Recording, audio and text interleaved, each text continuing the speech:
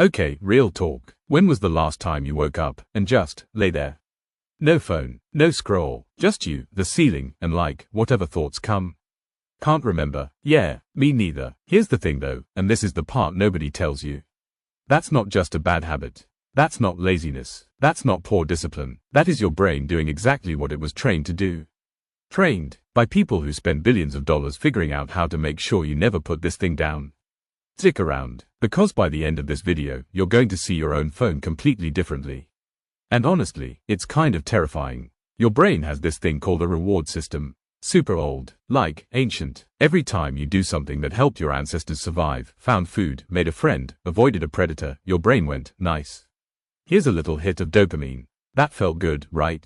Do it again. That's it. That's the whole system. It's just a loop. Do good thing. Feel good. Repeat. Now, enter your phone. Your phone doesn't just trigger that system. It hijacks it. Every like, every notification, every new post as you scroll, your brain treats it like a little mystery box.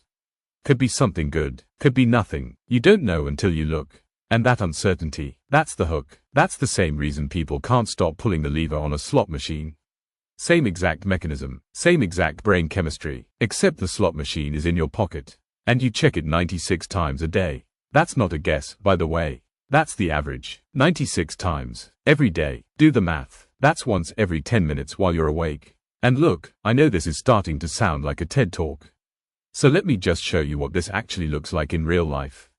You pick up your phone to check the time. 45 minutes later you surface like someone coming up for air. You weren't even doing anything specific. You were just in there. You ever feel your phone buzz, reach for it, and there's nothing there? No notification, no message, nothing. Your brain literally made that up. It's so used to expecting a reward that it starts hallucinating the signal. Scientists call it phantom vibration syndrome. 9 out of 10 people who own a smartphone have experienced it. 9 out of 10. Okay, so what's the actual damage here? Your attention span. In 2000, before smartphones took over, the average person could hold focus for about 12 seconds. Now it's 8. A goldfish clocks in at 9. We are, genuinely, below goldfish. Your anxiety. Every time you open Instagram or TikTok, you're watching a highlight reel of everyone else's best moments. Your brain doesn't process it as curated content. It processes it as, everyone is doing better than you. Even when you know it's fake. Even when you know better. The feeling still sticks. Your sleep. The blue light from your screen tells your brain it's still daytime. Melatonin production drops. It takes longer to fall asleep. The sleep you do get is shallower. And then tomorrow, you're tired. And tired people reach for their phones even more. It's a perfect little trap. And then there's the one nobody talks about. Deep thinking. When your brain never gets a quiet moment, never gets bored, it slowly loses the ability to sit with a hard problem. To think something all the way through. To just wonder about something. That's where creativity lives. That's where your best ideas come from. And we're trading it for another 30 seconds of scroll. Alright, so what do you actually do about it? Not the generic, use your phone less advice. Actual stuff. 1. The 30-minute rule. Don't touch your phone for the first 30 minutes after you wake up. I know, that sounds small, but your brain enters the day in the state it starts in. Start in calm, you carry calm. Start in a scroll, you carry that restless buzz with you all morning. Try it for 3 days. You'll notice immediately. 2. Move the apps. Delete your most addictive apps off your home screen. Don't delete them, just move them somewhere annoying to reach. When something requires 3 taps instead of 1, you'll open it 70% less. Friction is your friend here. 3. Go gray. Switch your phone to grayscale mode. Color is stimulating. Color triggers emotion. A gray screen is just boring.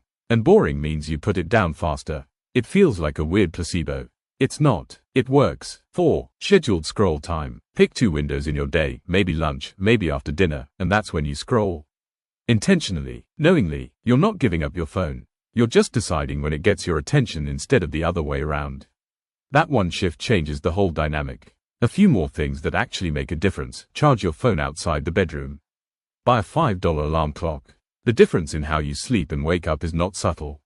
Turn off every notification that doesn't require your immediate action. Every buzz is an interruption. And every interruption takes your brain about 23 minutes to fully recover from.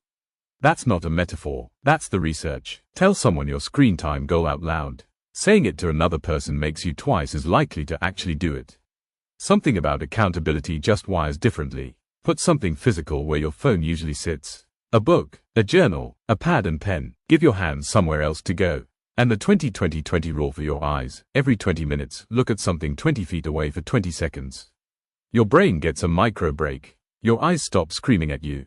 Both things. Here's the thing: your phone isn't evil, the internet isn't evil, but your attention, the ability to actually be present in your own life, that is the most valuable thing you have. And right now, it's being auctioned off, second by second, to whoever built the most addictive feed. You don't have to go live in the woods.